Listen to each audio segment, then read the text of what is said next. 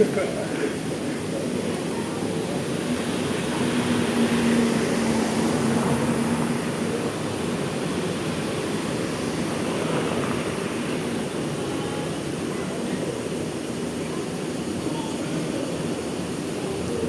ng sasakyan ko. Ay, ang tagal ng 13A. Oh no. Kanina pa ako dito 10 minutes. Wala pa yung 13A guys. Ang tagal.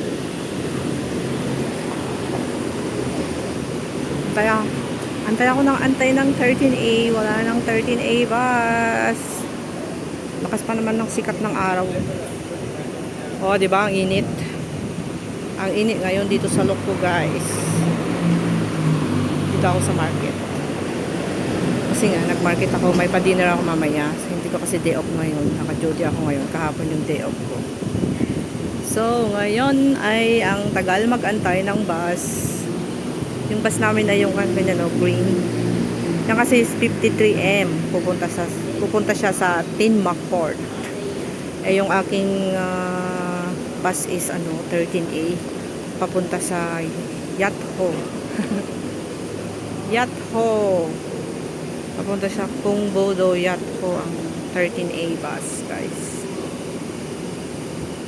So, dito muna ako ngayon sa Loko Bazaar. Yan yung Loko Bazaar, oh. Pasok pa lang dyan.